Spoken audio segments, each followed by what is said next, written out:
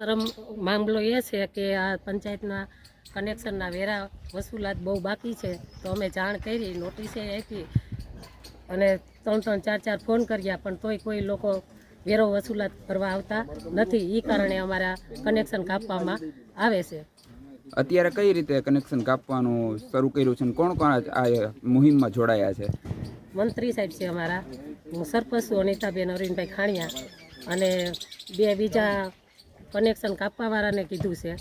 અને જે નવું કનેક્શન લેશે એને 1000 રૂપિયા પાછળથી ભરવામાં આવશે.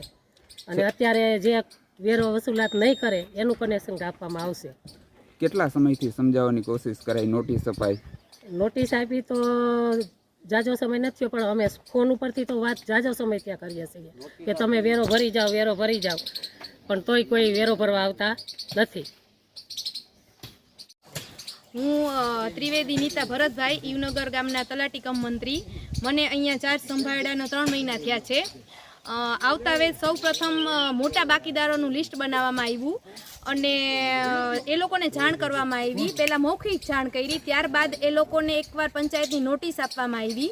ત્યારબાદ એ લોકોને પાણી વેરા ભરવા માટે નળ કનેક્શન કાપવાની નોટિસ આપવામાં આવી. તો પણ કોઈ બાકીદારો, મોટા બાકીદારો નળ કનેક્શનના વેરા ભરવા તૈયાર નહોતા.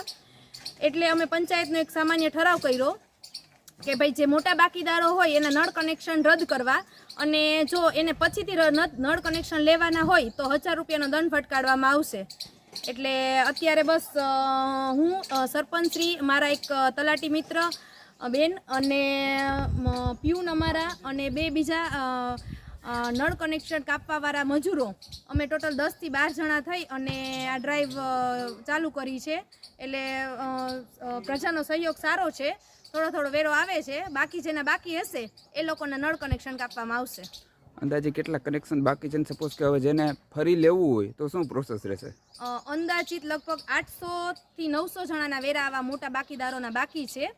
અને હવે જો એ લોકોને નવું નળ કનેક્શન લેવું હોય તો સામાન્ય અરજી અને 1000 રૂપિયાનો દંડ ફટકારવામાં આવશે.